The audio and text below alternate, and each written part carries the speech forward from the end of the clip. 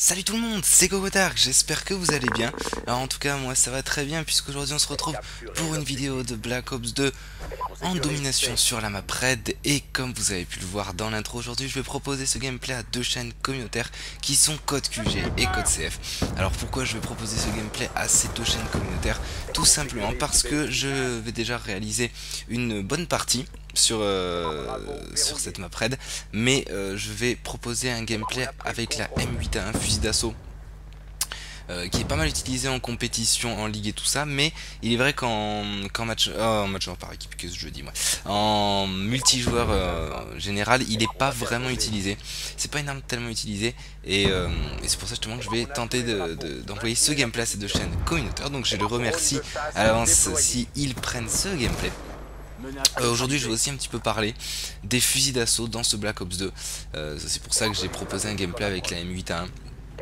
Je vais un petit peu parler des fusils d'assaut en général et aussi des armes moins utilisées par la communauté dans ce Black Ops 2 et qui pourtant sont des armes qui peuvent être aussi très efficaces. Et puis voilà, donc d'abord j'ai un petit peu parlé de la classe. Donc la classe c'est la M8A1 en viseur réflexe avec poignée ergonomique. Une classe vraiment, qui peut être très efficace avec ensuite attendez, en atout, voilà je m'en rappelle, c'était détermination fantôme, pillard, dextérité. En score strict c'était l'aéronef, la microstation orbitale et les petits chiens d'attaque. De quoi faire vraiment une bonne petite session. Voilà en ce qui concerne la classe. Donc je vais vous parler de ma chaîne très rapidement. Donc sur ma chaîne je présente essentiellement du Call of Duty, et j'ai lancé une série depuis un petit quelques semaines on va dire, où je joue un petit peu avec toutes les armes du jeu pour changer un petit peu justement des mitraillettes, jouer avec des armes moins utilisées par la communauté, et c'est un peu de cela que je vais parler aujourd'hui, et plus particulièrement des fusils d'assaut. Voilà, après aussi en ce qui concerne le gameplay, donc au niveau des scores streak, si je me trompe pas je les débloquerai 3 fois sans mourir dans la même session, puisque je ne vais pas mourir de la partie. Pour ça aussi que je propose ce gameplay. Donc après ça atteindra pas les 100 kills, voire plus. Non, ce sera pas non plus un score aussi exceptionnel, mais comme je vais pas mourir une seule fois de la partie, voilà, il y aura que des kills, pas de mort, donc ça c'est toujours un bon petit gameplay. Alors aujourd'hui je vais parler donc des fusils d'assaut. Alors pourquoi je vais parler des fusils d'assaut? Parce que sur BO2 on va dire qu'il y a la majorité, voire on va dire ouais, la plus grande majorité qui joue essentiellement avec des mitraillettes, et plus particulièrement MSMC PDW. Alors je peux comprendre que la majorité des joueurs de la communauté jouent avec ce type d'armes. Pourquoi? Parce que bon, ce sont des armes qui sont très efficaces pour le corps à corps, elles sont exceptionnelles.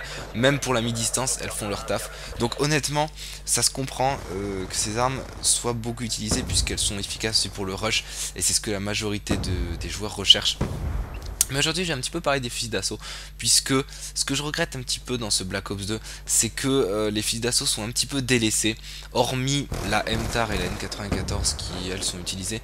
Mais c'est vrai qu'à part ces deux armes là, sur le multijoueur, quand on fait des parties on rencontre assez rarement des joueurs à la M8A1, assez rarement des joueurs on pourrait dire à la SWAT ou à la SMR par exemple. C'est vrai que ce type d'armes on les voit pas fréquemment, et pourtant c'est des armes qui peuvent être très dévastatrice et très performante.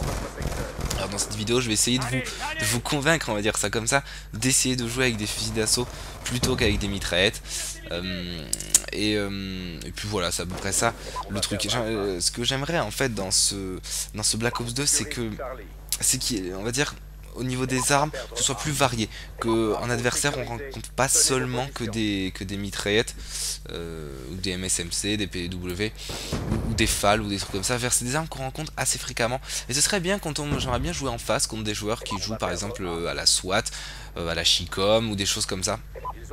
Parce que c'est vrai que dans ce Black Ops 2 essentiellement ce sont les mitraillettes qu'on va rencontrer, et il y a aussi le fait qu'on rencontre pas beaucoup d'ennemis qui jouent avec des armes à rafale, et pourtant elles sont aussi très dévastatrices.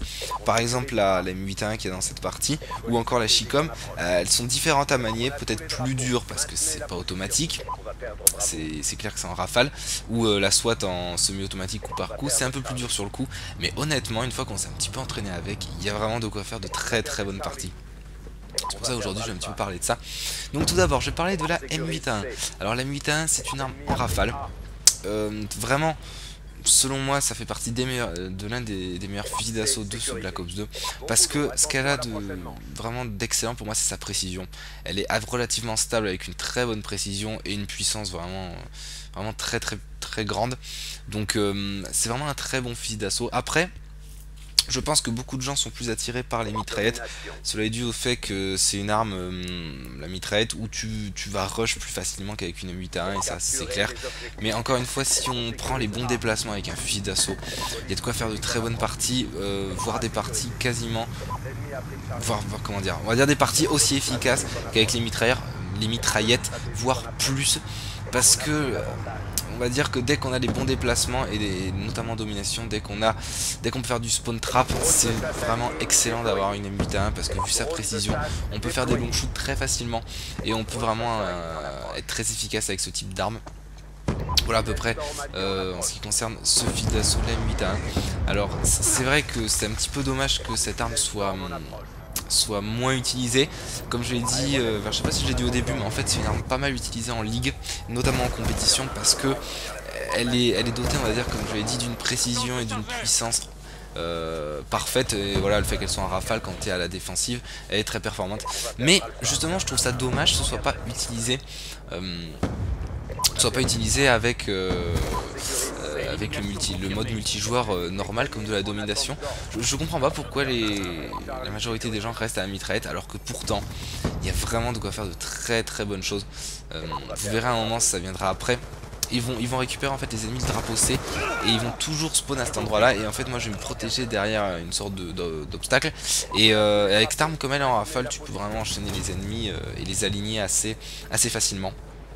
C'est ce qui en fait, selon moi, son principal avantage. Voilà à peu près au niveau de ce fusil d'assaut. Et puis voilà au niveau de cette arme.